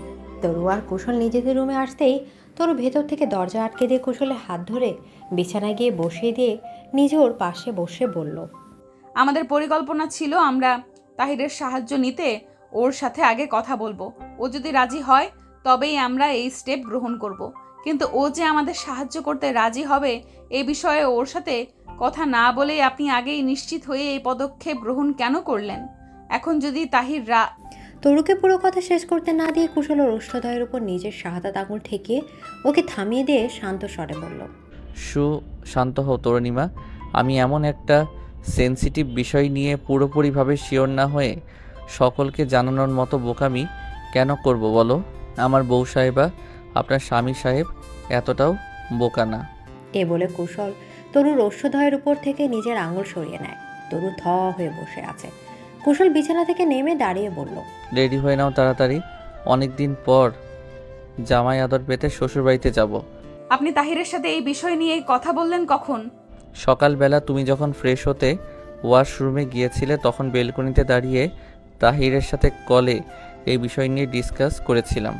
সবটা শোনার পর তাহির বলেছে সে আমাদের প্রতিটি পদক্ষেপ যথাসম্ভব সহযোগিতা করবে, আর সে নিজেই ওর পরিবারকে রাজি করাবে সৌহার্দ্যকে তাদের ছোট ছেলে হিসেবে আমাদের পরিবারের সামনে পরিচয় দেওয়ার বিষয়ে। এ বলে কুশল ব্যালকনিতে চলে যায়। তরু আর চিন্তা না করে ওয়ার্ড্রোব থেকে এক সেট জামা বের করে ওয়াশরুমে চলে যায়। এদিকে দরজায় কলিং বেল বাজতেই তমালিকা শিকদার গিয়ে দরজা খুলে দিতেই দেখলেন দরজার বাইরে হাসি মুখে তরু আর সন্ধ্যা দাঁড়িয়ে আছেন। এতদিন পর নিজেদের মাকে নিজের সামনে দেখা মাত্র তরু, মা কেমন আছো তুমি? বাক্যটি উচ্চারণ করে তমালিকাকে জড়িয়ে ধরে। তমালিকা হাসি মুখে বললেন, ওরে ছাড় ছাড় পাগলি মেয়ে আমার, আমি অনেক ভালো আছি। মা বাবা কোথায়? বাবাকে দেখছি না যে। তোর বাবার হঠাৎ জরুরি মিটিং পড়ে গিয়েছে, তাই অফিসে গিয়েছেন। এসে পড়বেন সন্ধ্যার ভিতর। জামাই বাবাজিকে দেখছি না যে, সে আসলো না। এসেছে মা, আমাদের নামিয়ে দিয়ে উনি গাড়িটা পার্কিং সাইডে রাখতে গিয়েছেন। সে সময় সন্ধ্যা গাল ফুলে অভিমানের স্বরে বলল, আমাকে তো কেউ পাত্তাই দিচ্ছে না, যেন এখানে আমি নেই। সন্ধ্যার এরূপ কথা শুনে তরু আর তমালিকা দুজনে হেসে দিলেন। তমালিকা সন্ধ্যার সামনে গিয়ে দাঁড়িয়ে ওর গাল আলতো করে টেনে দিয়ে বললেন, ইস, অনেক বড় ভুল হয়ে গিয়েছে। আমার মিষ্টি মামনিটাকে তো আমি এত সময় লক্ষ্যই করিনি। আই দেখি, একটু জড়িয়ে ধরি তোকে। তমালিকার এরূপ কথা শুনে সন্ধ্যার সব ওর অভিমান দূরে সরে দেখে তমালিকাকে জড়িয়ে ধরলেন। এর মাঝে পেছন থেকে কুশলের কণ্ঠস্বর ভেসে আসে, শাশুড়ি মা, বিয়ের পরেই প্রথম আপনার মেয়ের একমাত্র জামাই আপনাদের বাসায় এসেছে, তাই এবার মেয়েকে সাইডে রেখে জামাইকে খুব ভালোভাবে আদর যত্ন করা শুরু করুন। মূলত জামাই আদর খাওয়ার জন্য এসেছি আমি। তোর ঘাড় ঘুরে কুশলের দিকে তাকিয়ে ভেঙচি কাটল। তমালিকা হাসি মুখে বললেন, তার বলতে হয় জামাই বাবাজি। আমাদের তো কোনো ছেলে নেই, তাই তোমাকেই আমাদের নিজের ছেলে বলে মনে করি। তোমার আদর যত্নে দিন তো মাত্র 2টি হতে দিব না। এখন ভিতরে আসো তোমরা। অতঃপর ওরা 3 বাসার ভেতরে প্রবেশ করে। তমালিকা তরুকে উদ্দেশ্য করে বললেন, তরু, জামাই বাবাজিকে রুমে নিয়ে যা। অনেকটা পথ জার্নি করে এসেছিস তোরা, ফ্রেশ হয়ে রেস্ট কর। আমি তোমাদের জন্য রুমে ঠান্ডা শরবত পাঠিয়ে দিচ্ছি। তরুণীমা কুশলের সামনে হালকা ঝুঁকে ডান হাত সামনের দিকে বাড়িয়ে হাসি মুখে বলল, চলুন জামাই রাজা। এখন নিজেকে সত্যি রাজা বলে মনে হচ্ছে। ওদের এরূপ কাণ্ড দেখে তমালিকা আর সন্ধ্যা হাসতে থাকে। কুশল আর তরু সিঁড়ি বেয়ে উপরে চলে যায়। তমালিকা সন্ধ্যাকে উদ্দেশ্য করে বললেন, মিষ্টি মামুনি, তুই আমার সাথে আয়। সন্ধ্যা হাসি মুখে তমালিকার সাথে চলে গেল। লম্বা সময় পর তরুণীমা আর নিজের রুমে আসতে পারল। বিয়ে করে এ বাড়ি থেকে ও বাড়ি যাওয়ার পূর্ব মুহূর্ত পর্যন্ত প্রতিটা জিনিস যেভাবে যে যে স্থানে রেখে গিয়েছিল, এখন সেভাবেই সেই স্থানে সেগুলো রাখা আছে। বেডের পেছনে তরুর হাস্যোজ্জ্বল একটা ছবি বিশাল আকার ফ্রেমে বেঁধে টাঙিয়ে রাখা অবস্থায় দেখতে পায় কুশল। কুশলের দৃষ্টি সেই ছবির উপরেই স্থির হয়, মুগ্ধ ও সেই চাহনি। তরু বেডের অপর প্রান্তে থাকা আলমারির সামনে গিয়ে দাঁড়িয়ে আলমারি দুটো পাল্লা খুলতেই দেখে সেখানে এক সারিতে কুশলের পরিধান করার জন্য কিছু টি-শার্ট আর ট্রাউজার রাখা আছে। আরেক প্রান্তে তরুর পরিধান করার জন্য জামা কাপড়গুলো রাখা আছে। তরু ওর ঠোঁটে হালকা হাসি রেখা ফুটিয়ে কুশলের জন্য এক সেট কাপড় বের করে কুশলের পাশে এসে দাঁড়িয়ে কাপড়গুলো ওর দিকে এগিয়ে দিয়ে বলল, দেখেছেন মা, আপনার পরিধান করার নতুন জামা কাপড়ও কিনে আলমারিতে গুছিয়ে রেখেছেন। আসার সময়ও তাড়াহুড়োর বসে আপনার পরিধানের জন্য কোনো কাপড় নেওয়ার কথা স্মরণই ছিল না আমার। এখন ভাবছিলাম আপনি ফ্রেশ হয়ে কি পরবেন। মা আমার সেই চিন্তা দূর করে দিলেন। কুশল তোর দিকে তাকিয়ে ওর হাত থেকে কাপড়গুলো নিয়ে একটু ভাবের স্বরে বলল, দেখতে হবে তো শাশুড়ির মাটা কার। সব সময় নিজের গুণগান গাওয়া মানে একটু সুযোগ পেলেই নিজের ঢোল নিজে পেটানোতে মিস করবেন না। শুনে রাখুন, আপনি আমার শাশুড়ি মা হওয়ার আগে আমার মা হন, তাই এই ক্ষেত্রে সম্পূর্ণ ক্রেডিট শুধু আমার। কুশল কিছু সময় তোর দিকে শান্ত দৃষ্টি নিয়ে তাকিয়ে থেকে মুখে কিছু না বলে টুপ করে ওর গালে একটা ভালোবাসার পরশ এঁকে দিয়ে ওয়াশরুমের ভিতর চলে যায়। কুশলের আকস্মিক এমন কাজে তরু পুরো থ হয়ে যায়। পরক্ষণে লজ্জায় তরুর গাল হালকা লাল বর্ণ ধারণ করে। ঠোঁটে লজ্জার হাসি রেখা ফুটে গালের সে স্থানে হাত রেখে বলল, অসভ্য কোথাকার। তরু ওর রুমের আসবাবপত্রগুলো আলতো হাতে ছুঁয়ে ছুঁয়ে দেখছে সে সময়। কুশল ওয়াশরুমের দরজা হালকা খুলে তরুকে বলল, তরুণীমা, তোয়ালেটা দাও তো, তোয়ালে আনতে ভুলে গিয়েছি। কুশলের এরূপ কথায় তরু কিছুটা অবাক হয়, ভ্রু কুঁচকে চিন্তা করে। ওয়াশরুমে তো একটা এক্সট্রা তোয়ালে থাকার কথা, মা তো সব সময় রাখেন, আজ হয়তো রাখতে ভুলে গিয়েছে। এই ভেবে তরু আলমারি খুলে একটা তোয়ালে বের করে ওয়াশরুমের দরজার সামনে গিয়ে দাঁড়িয়ে দরজা নক করে ডান হাত বাড়িয়ে তোয়ালেতে এগিয়ে দেয়। কুশল তোয়ালের সময় তরুর হাত ধরে হ্যাঁচকা টান দিয়ে ওকে ওয়াশরুমের ভেতরে এনে দেয়ালের সাথে চেপে ধরে। কুশলের আকস্মিক এমন কাজে তরু কিছুটা ভয় পেয়ে যায়। চোখ মুখ খিচে বন্ধ করে রেখেছে সে। কুশল মুগ্ধ দৃষ্টি নিয়ে তরুর ভীত মুখশ্রীর দিকে তাকিয়ে আছে। তরুর সামনের কিছু চুল ওর মুখের ওপর এসে পড়েছে। কুশল হালকা ফু দিয়ে সেই চুলগুলো সরিয়ে দেয়। তরু পিটপিট করে চোখ মেলে তাকাতেই দেখে সে কুশলের বাহু ডোরে বন্দি হয়ে আছে। তরু কুশলের চোখের দিকে তাকায়, কুশলের চাউনি যেন ওকেই মেরেই ফেলবে। তরুর হার্ট স্বাভাবিকের তুলনায় অনেক দ্রুত বিট করছে। কুশলের মুখশ্রী তরুর মুখের ওপর বেশ সন্নিকটে থাকায় ওর গরম নিঃশ্বাস তরুর মুখের ওপর আছড়ে পড়ছে। তরু কাপা গলায় বলল, এভাবে টেনে ভেতরে আনার মানে কি? কুশল তরুর কানের কাছে মুখ এগিয়ে নিয়ে যায়। তরু চোখ খিচে আবার বন্ধ করে দুহাতে নিজের ওড়নার নিচে অংশ মুষ্টিবদ্ধ করে নেয়। কুশল তরুর কানে ফিসফিসিয়ে বলল, বউকে বউয়ের মতো করে আদর করতে মন ব্যাকুল হয়ে উঠেছে ভীষণ। কুশলের এরূপ কথায় তরুর নিঃশ্বাস যেন বন্ধ হয়ে আসার উপক্রম হয়। কুশল তরুর কানের লতিতে হালকাভাবে ভালোবাসার পরশ এঁকে দিতেই তরু ওর হাত কুশলের উন্মুক্ত বুকের ওপর রেখে ধাক্কা প্রয়োগ করে নিজের থেকে একটু দূরে সরিয়ে দিয়ে ওয়াশরুম থেকে বের হতে নিলে কুশল তরুর এক হাত ধরে হ্যাঁচকা টান দিয়ে নিজের উন্মুক্ত বুকের ওপর এনে ফেলে। কুশল এক হাতে তরুর দুহাত ধরে ওর কোমরের পিছনে ঠেকিয়ে রাখে। কুশল আর তরুর মাঝে এখন মাত্র কয়েক ইঞ্চি দূরত্ব আছে। কুশল ঘোর লাগা কণ্ঠে বলল, এভাবে বাধা দিয়ে দূরে সরিয়ে আর যন্ত্রণা দিও না গো বউ, আমার তোমাকে প্রয়োজন। ভীষণভাবে প্রয়োজন। আমি তোমাকে পুরোপুরিভাবে নিজের করে পেতে চাই। আমার যন্ত্রণা কমাতে আমাকে সাহায্য করো প্লিজ। তরু পুরোপুরিভাবে বাকরুদ্ধ হয়ে গিয়েছে যেন। ওর সম্পূর্ণ শরীর অসাড় হয়ে গিয়েছে। চোখ বন্ধ রেখে জোরে জোরে নিঃশ্বাস ফেলছে সে। কুশল তরুর কপালে আর দুগালে আলতোভাবে ভালোবাসার পরশ রেখে দিয়ে ওকে পাঁজা করে তুলে নেয়। তরুর সঙ্গে সঙ্গে দুহাতে কুশলের গলা জড়িয়ে ধরে ওর মুখে মুখ লুকায়। তরুর সম্মতি আছে বুঝতে পেরে কুশলের ঠোঁটে হালকা হাসি রেখা ফুটে ওঠে। কুশল তরুকে নিয়ে ওয়াশরুম থেকে বেরিয়ে বিছানার কাছে এসে ওকে বিছানায় শুয়ে দেয়। তরু এখনও চোখ বন্ধ করে আছে। কুশল তরুর ওপর কিছুটা ঝুঁকে বলল, চোখ মেলো বউ, তাকাও আমার দিকে। তরু চোখ মেলে তাকায়। কুশল যেই না তরুর ওষ্ঠদ্বয়ের মাঝে নিজের ওষ্ঠদ্বয় মিলাতে নেবে, এমন সময় ওদের পেছনে দরজার কাছে দাঁড়িয়ে শিকদার বাড়ির কাজের মেয়ে ললিতা শরবতের ট্রে হাতে রাখা অবস্থায় উল্টো দূরে দাঁড়িয়ে দ্রুততার স্বরে বলল, আমি কিছু দেখিনি আমি। ললিতার কণ্ঠ শোনা মাত্র কুশল আর তরুর ধ্যান ভাঙে। কুশল দ্রুততার সাথে তরুর উপর থেকে সরে বিছানার পাশে গিয়ে দাঁড়ায়। তরু বেশ লজ্জা পেয়ে যায়। কুশলের দিকে তাকাতেই কুশলের চুপসে যাওয়া মুখশ্রী দেখে তরু শব্দ করে হেসে ওঠে। তরুর হাসি শুনে কুশল তরুর দিকে ভ্রু কুঁচকে তাকিয়ে বলল, তোমাকে তো আমি পরে দেখে নিব। আমার মুডের দফা রফা অবস্থা দেখে খুব হাসি পাচ্ছে তাই না? হাসি বের করব। এ বলে কুশল দ্রুত কদমে ওয়াশরুমের ভেতর চলে যায়। তরু কোনোভাবেই নিজের হাসি নিয়ন্ত্রণ করতে পারছে না। অবস্থা থেকে উঠে হাসতে হাসতে বলল, ললিতা ভেতরে আয়। ললিতা ভেতরে এসে কুশলকে দেখতে না পেয়ে বলল, ভুল সময় এসে গিয়েছি বুবু, এরপর থেকে দরজা আটকাইয়া রাখবেন। মাথায় দিব একটা গাট্টা। পুচকে মেয়ের পাকা পাকা কথা। ট্রেটা ওখানে রেখে যা। ললিতা শরবতের ট্রেটা বেডসাইড টেবিলের উপর রেখে মিটমিটি হেসে বলল, দুলাভাই লজ্জা পাইছেন তাই না বুবু? তরু হাসি দিয়ে মাথা উপর নিচ নাড়ায়। ললিতা আর কিছু না বলে হাসি মুখে দ্রুত পায়ে রুম থেকে বেরিয়ে যায়। এদিকে শিকদার ভিলা ড্রয়িং রুমে সোফায় বসে বিভিন্ন বিষয় নিয়ে কথা বলছিল কুশল, সন্ধ্যা, তমালিকা, তরুণিমা। সেই সময় তরুণিমা শান্ত স্বরে বলল, তোমরা গল্প করো, আমি একটু পর তোমাদের সাথে আবারও জয়েন করছি। কোথায় যাচ্ছ তুমি? উপরে। কিন্তু এ বলে তরু কুশলকে আর কোনো প্রশ্ন করার সুযোগ না দিয়ে দ্রুত পায়ে সিঁড়ি বেয়ে উপরে উঠে যায়। তমালিকা একবার দীর্ঘশ্বাস ফেলে বলল, যেতে দাও ওকে জামাই বাবা। ওর কথা মনে পড়ে গিয়েছে হয়তো ওর, তাই উপরে ওর রুমেই গেল হয়তো। মেয়েটা আমাদের মাঝে আর থাকলেও এই বাড়ির প্রতিটি কোনায় কোনায় ওর স্মৃতি মিশে আছে। তোর ওর খুনসুটি স্মৃতিগুলো চোখ বন্ধ করে আজও চোখের সামনে ভেসে ওঠে।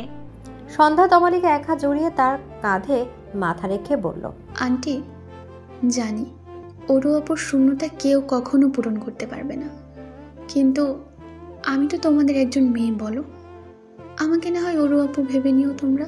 তমালিকা ঠোঁটে স্মিত হাসির রেখা ফুটিয়ে অন্য হাত দিয়ে সন্ধ্যার মাথায় হাত বুলিয়ে দিলেন। কুশল শান্ত স্বরে বলল, আমার পক্ষে এখানে বসে তরুণিমার ফেরার অপেক্ষা করা সম্ভব না মা। আমি যাচ্ছি ওর কাছে। জীবনসঙ্গী হয়েছি যখন, তখন জীবনসঙ্গিনীর সুখ দুঃখ ভালো খারাপ সব রকম পরিস্থিতিতেই তার পাশে থাকতে হবে। এই বলে কুশল সোফা ছেড়ে উঠে সিঁড়ি বেয়ে উপরে উঠে যায়। কুশলকে উপরে যেতে দেখে তমালিকা এক হাতে চোখের কোণায় জমে থাকা পানিটুকু মুছে ফেললেন। তাহিরের বাবা মা রেবেকা তালুকদার ও তমিজ তালুকদার তাদের নিজ রুমে বিছানায় বসে আছে। সেই সময় তাহির আর হুমায়রা একত্রে তাদের রুমে প্রবেশ করে। তাহির শান্ত স্বরে বলল, মা বাবা, তোমাদের সাথে একটা গুরুত্বপূর্ণ বিষয় নিয়ে আমার কথা বলার আছে। এখানে এসে আগে বস তোরা, তারপর যা বলার বলিস। তাহির আর হুমায়রা বিছানায় গিয়ে বসে। রেবেকা আর তমিজ তাহিরের ওপর শান্ত দৃষ্টি স্থির করে রেখেছেন। তাহির শান্ত স্বরে বলল, তরুণী শিকদারের কথা মনে আছে তোমাদের বাবা মা? তাহিরের মুখে তরুণ নাম শুনে রেবেকার হাসি মাখা মুখ মুহূর্তের মধ্যে গম্ভীর হয়ে গেল। তিনি তমিজের দিকে এক পলক দেখে গম্ভীর স্বরে বললেন, হঠাৎ ওই মেয়ের কথা উঠালি কেন তুই? বাবা মা শান্ত মস্তিষ্কের আগে আমার সম্পূর্ণ কথাগুলো শুনতে হবে তোমাদের। ওই মেয়ের কথা মনে করিয়ে দিয়ে আবার বলি শান্তও থাকতে? মা, তরুণিমা আর ওর পরিবারের উপর অনেক রাগ তোমাদের মনে জমে আছে, আমি সেটা মানছি, কিন্তু এই বিষয়ে ওদেরও কোনো দোষ নেই। 5 বছর আগে পরিস্থিতি আমাদের এমন একটা মোড়ে দাঁড় করিয়েছিল যে ওদের জায়গা থেকে ওদের মনে হয়েছিল ওরা ঠিক, যা হবার তো তা হয়ে গিয়েছে।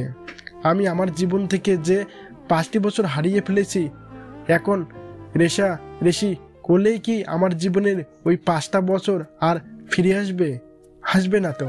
তাহলে এখন এসব ভেবে মাথা গরম করো না। কিন্তু খালামণি, তাহির তো ঠিকই বলেছে, যা হওয়ার তা হয়ে গিয়েছে। এখন আমাদের উচিত এসব নিয়ে যত রাগ ঘৃণা আমাদের মনে জমে আছে সেগুলো মন থেকে পুরোপুরিভাবে বের করে দেয়া। রেবেকা আর কোনো প্রত্যুত্তর করলেন না। তাহির বলল, চৌধুরী গ্রুপ কোম্পানির নাম তো শুনেছো তোমরা। 20 বছর আগে সেই কোম্পানির সিইও ছিলেন মিস্টার আহানুল চৌধুরী। চিনি তো ওনাকে। সেই সময় ওনার কোম্পানির সাথে আমাদের কোম্পানির একটা প্রজেক্টের বিষয় চুক্তি হয়েছিল, সেই স্বার্থেই ওনার সাথে পরিচয় হয়েছিল। কিন্তু দুঃখের বিষয় যে আমাদের কোম্পানির সাথে চুক্তি করার কয়েকদিনের মাথায় ওনার গাড়ি অ্যাক্সিডেন্ট হয়েছিল, আর সেই অ্যাক্সিডেন্টের কারণে তিনি মাথায় গুরুতর আঘাত পেয়েছিলেন আর কোমায় চলে গিয়েছিলেন। এরপর চৌধুরী গ্রুপ অফ কোম্পানির সাথে আমি চুক্তিটা ভেঙে দিয়েছিলাম। পরে ওনাদের অবস্থা যে কেমন হয়েছে আর কে যে কোম্পানির দায়িত্ব নিয়েছিলেন সেসব নিয়ে আর খোঁজ নেওয়া হয়নি। আহানুল চৌধুরী কোনো গাড়ি অ্যাক্সিডেন্টের কারণে মাথায় গুরুতর আঘাত পেয়ে কোমায় যাননি বাবা। উনি আর ওনার স্ত্রী খুব বড় ষড়যন্ত্রের শিকার হয়েছিলেন। মানে? অতঃপর তাহির 20 বছর আগে রায়হানুল ও তার স্ত্রীর সাথে ঘটে যাওয়ার সব ঘটনা খুলে বলল। সম্পূর্ণ ঘটনা শুনে হুমায়রা আর রেবেকা দুজনে চোখ বেয়ে অঝোর ধারায় নোনা জল গড়ে পড়ছে। তমিজ পুরোপুরিভাবে স্তব্ধ হয়ে গিয়েছেন। পুরো পরিবেশে পিনপতন নীরবতা বিরাজ করে। তাহির দেয়াল ভেঙে আবারও বলল, তরুণীমার সাথে আহানুল চৌধুরীর একমাত্র ছেলে অবনাক আসমান কুশালের বিয়ে হয়েছে কয়েক মাস হলো। কুশালের মায়ের খুনি আর ওর বাবাকে কোমায় রাখার পেছনে যে 4 জন দায়ী, ওর মেজো ও ছোট চাচা চাচিরা, তাদের মধ্যে 2 জন, ওর মেজো চাচা চাচি কুশাল ও ওর বোন সন্ধ্যাকে নিজেদের সন্তান হিসেবে স্বীকৃতি দিয়ে আসছে 8 বছর বয়সে যখন কুশাল কোমা থেকে ফিরে আসে তখন থেকে। কিন্তু এই কাজ করার পিছনেও তাদের একটা লক্ষ্য আছে। কুশালের বয়স যখন 30 বছর পূর্ণ হবে তখন ও চৌধুরী পরিবার থেকে বড় অংশের সম্পত্তি মালিকানা লাভ করবে। সেই সম্পত্তিটুকু নিজেদের নামে করে নিতে ওরা কুশাল আর সন্ধ্যার বড় ধরনের ক্ষতি করতে দুবার ভাববে না। ওই অমানুষগুলোকে তাদের আর কোনো ষড়যন্ত্রে সফল হতে দেওয়া যাবে না তাহির। এক এক করে ওদের সব কটাকে কঠিন থেকে কঠিনতম শাস্তি দেওয়া লাগবে। কুশাল আজ সকালে আমায় কল করে এই সব কিছু বলেছিল আর আমার থেকে একটা সাহায্য চেয়ে এসেছে। আর আমি ওকে বলে দিয়েছি যে আমি আমার সর্বস্ব দিয়ে ওর প্রতিটা পদক্ষেপে সহযোগিতা করব। না, এসবের কোনো দরকার নেই। ওই অমানুষগুলো ভীষণ নির্দয়া আর সাংঘাতিক। নিজেদের স্বার্থে সামান্যতম আঘাত লাগলেও ওরা আরও ভয়ঙ্কর হয়ে উঠবে। আর কোনোভাবে ওরা যদি জানতে পারে তুই এসবের মধ্যে জড়িত আছিস তখন ওরা তোরও অনেক বড় ক্ষতি করে দিবে। আমি আমার ছেলের এত বড় ঝুঁকির মাঝে কিছুতেই যেতে দিব না। কুশলের বাবা মার সাথে ভীষণ অন্যায় করা হয়েছে, আমি মানছি। আর এর জন্য আমার মনে যথেষ্ট খারাপ লাগা কাজ করছে। তবুও তোর এসবের মাঝে যাওয়ার কোনো দরকার নেই বাবা। মা, আজ যদি কুশলের জায়গায় আমি থাকতাম তখনও কি তুমি এই কথা বলতে পারতে? তাহিরের এরূপ কথা শুনে রেবেকা কয়েক সেকেন্ডের জন্য থমকে গেলেন। তাহির আবারও বলল, সৎ আর ভালো মানুষগুলোর বিপদের সময় তাদের পাশে দাঁড়ানোর, তাদের সাহায্য করার শক্তি সামর্থ্য থাকার সত্ত্বেও তাদের পাশে না দাঁড়ালে আমাদের আর ওই অমানুষগুলোর মধ্যে পার্থক্য কি থাকবে বলো তো? 2 দিন পর যখন জানতে পারবো আমাদের একটু সাহায্য না পাওয়ার কারণে ওই অমানুষগুলো নির্মমভাবে ষড়যন্ত্রের শিকার কুশল, নীলাদ্র, সন্ধ্যা আর তরুণীকে হতে হয়েছে, তখন কি তোমার আমার মাঝে আফসোস কাজ করবে না? তখন আফসোস করেই বা কী হবে বলো? অন্যায়কারী ও অন্যায় শোষণকারী দুজনের আল্লাহর কাছে সমান অপরাধী। মা, তোকে বাধা দেওয়ার বা না করার কোনো মুখ আমার নেই। শুধু এতটুকুই বলবো, এসবের মাঝে তোর কিছু হয়ে গেলে সেই যন্ত্রণা আমি সহ্য করতে পারবো না বাবা। আমার কিচ্ছু হবে না মা, তুমি নিশ্চিন্তে থাকো আর আমাদের জন্য দোয়া করো। সকল পাপী আর অমানুষগুলোকে যেন এই দুনিয়ার বুক থেকে চিরতরের জন্য মুছে ফেলতে পারি আমরা। ইনশাল্লাহ তোরা সফল হবি বাবা। আল্লাহ সব সময় তোদের তার হেফাজতে রাখুক। রেবেকার এরূপ কথাটুকু শুনে ওরা তিনজন একসাথে আমিন শব্দ উচ্চারণ করে। তাহির বলল, কিন্তু মা বাবা, তোমাদেরও ছোট একটা কাজের দায়িত্ব নিখুঁতভাবে পালন করতে হবে। যে কি কাজ? নীলাদের কথা বললাম না, কুশাল ওর বাড়ির লোকদের সামনে নীলাদ্যকে আর আমার আপন ছোট ভাই হিসেবে পরিচয় দিয়েছে। মানে?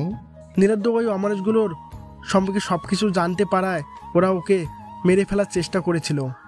আল্লাহর রহমতে কুশাল তরুণীমা নীলাদ্যকে বাঁচিয়ে নিয়েছিল, কিন্তু নীলাদ্দের জীবনের ঝুঁকি আছে বুঝতে পেরে কুশাল নীলাদ্দের মতো অন্য একজনের মৃতদেহ জোগাড় করে তাদের সামনে নিয়ে গিয়েছিল, আর তাদের বিশ্বাস করিয়েছিল যে নীলাদ্য মারা গিয়েছে। অ্যাক্সিডেন্টে নীলাদ্দের ওর মুখে বাজেভাবে আঘাত পেয়েছিল, তাই ওর প্লাস্টিক সার্জারি করতে হয়েছে। এখন নীলাদ্য সম্পূর্ণ আলাদা চেহারা পেয়েছে। সন্ধ্যা আর নীলাদ্দের একে অপরকে ভালোবাসে। ওই অমানুষগুলোকে শাস্তি দিতে নীলাদ্য অনেক বড় ভূমিকা পালন করবে, তাই সন্ধ্যার সাথে নীলাদ্দের বিবাহ কার্য সম্পূর্ণ করা অতীব জরুরি হয়ে দাঁড়িয়েছে। যেহেতু ওই অমানুষগুলো ও দুনিয়ার সামনে মৃত, তাই ওদের সামনে যাওয়ার জন্য নতুন চেহারার অধিকারী নীলাদ্দের নতুন পরিচয়, নতুন পরিবারের প্রয়োজন। কুশাল নীলাদ্দের নতুন নাম দিয়েছে সৌহার্দ্য তালুকদার। দুদিকে 3 দিনের মধ্যে সন্ধ্যার সাথে সৌহার্দ্যের বিয়ের দিন তারিখ চূড়ান্ত করতে তোমাদের, ওর বাবা মা, আমাকে আর হুমেরাকে ওর বড় ভাই ভাবিস সেজে ওর সাথে চৌধুরী মেনশনে যেতে হবে। নিজেকে তাহিরের নকল বউ সেজে চৌধুরী মেনশনে যেতে হবে শুনে হুমায়রার হেঁচকে উঠেছে। তাহির বেড সাইডে টেবিলের উপর থেকে পানির গ্লাস নিয়ে হুমায়রাকে দেয়। হুমায়রা এক নিঃশ্বাস সবটুকু পানি পান করে। রেবেকা বিষয়টা নিয়ে কিছু সময় ভাবার পর শান্ত স্বরে বললেন, সবই তো বুঝলাম, কিন্তু চৌধুরী পরিবারের মেয়ের বিয়ে বলে কথা। সমাজে নামি গুণী আরও 10 জন মানুষও সেখানে উপস্থিত হবে। তাদের মধ্যে কেউ যে তোর বাবাকে চিনবে না এমন তো না। ব্যবসায়িক সূত্রে তোর বাবার তো কম মানুষজনদের সঙ্গে ওটা বসা করেননি, তাই না? তখন কেউ যদি এটা জিজ্ঞাসা করে যে আমাদের ছোট ছেলে আবার আসলো কোথায় থেকে, ওকে তো এর আগে কেউ দেখেনি, আবার তুই বা বিয়ে কবে করলি, কাউকে কেন জানালাম না, তখন আমরা কি উত্তর দিব? বলবে সৌহার্দ্য একটু অন্যরকম স্বভাবের ছিল। লোকজন ওর মাঝে আসা বা তাদের সাথে এত খোলাখুলিভাবে মেলামেশা করা ছোট থেকেই পছন্দ করতো না, তাই অনেক ছোটতে ওকে আমেরিকাতে পাঠিয়ে দেওয়া হয়েছিল। সেখান থেকে বড় হয়ে এসেছে। ডাক্তারি পড়াশোনা কমপ্লিট করে কিছুদিন হলো দেশে ফিরছে, ব্যাস। ঠিক আছে, কিন্তু আমার একটা ইচ্ছে আছে। কি হয়েছে বলো মা? সৌহার্দ্যকে নিজের ছোট ছেলে হিসেবে সকলের সামনে স্বীকৃতি দিতে আমার বা তোর বাবার কোনো রূপই আপত্তি নেই। এই বিষয়ে তুই সম্পূর্ণ নিশ্চিন্ত থাকতে পারিস, কিন্তু আমরা চাই তুই আর হুমায়রা যে বিবাহিত এটা মিথ্যে না হোক। মানেটা ভীষণ সহজ। দেখ বাবা, আমরা সকলেই জানি অনেক আগে থেকেই হুমায়রা তোকে পছন্দ করে, নিজের জীবন সঙ্গী রূপে তোকে পেতে চায়। হুমায়রার বাবা মায়েরও হুমায়রার এই ইচ্ছে পূরণে সম্মতি আছে। আমি আর তোর বাবা এটাই চাই যে তুই আর হুমায়রা এবার বিয়েটা করে নি। আমাদেরও তো যথেষ্ট বয়স হয়ে গিয়েছে, নাতি নাতনিদের মুখে দাদু দাদিমা ডাক শোনার ইচ্ছে হয়। তাই সন্ধ্যা আর সৌহার্দ্যের বিয়ের আগে পারিবারিকভাবে হলেও তোর আর হুমায়রার বিবাহ কার্য সম্পন্ন করতে চাই আমরা। নিজের মায়ের মুখে এরূপ ইচ্ছের কথা শুনে তাহির কি বলবে, কি রিয়েক্ট করবে তা ভেবেই পাচ্ছে না। হুমায়রা কিছুটা লজ্জা পেয়ে মাথা নিচু করে নেয়। কিছু সময় পর তাহির এক পলক হুমায়রার দিকে দেখে বলল, ঠিক আছে, তোমাদের এই ইচ্ছা আমি পূরণ করব। আগে সৌহার্দ্যর আর সন্ধ্যার বিয়ের দিন তারিখ চূড়ান্ত করার কাজ সম্পূর্ণ করতে হবে। তারপর পারিবারিকভাবে আমার আর হুমায়রার বিবাহ কার্য সম্পূর্ণ করতে হবে। তাহির যে এত সহজে বিয়ের বিষয়টা সম্মতি জানাবে হুমায়রা তা কল্পনাও করতে পারেনি। অবাক দৃষ্টি নিয়ে তাহিরের দিকে তাকিয়ে আছে সে। তমিজার রেবেকার চেহারা একরাশ খুশির ছাপ স্পষ্ট হয়। সিঁড়ি বেয়ে উপরে অরুর রুমের দরজার সামনে এসে দাঁড়িয়ে কুশল লক্ষ্য করে তরুণীমা ওর বড় বোনের সকল জিনিস ছুঁয়ে ছুঁয়ে দেখছে।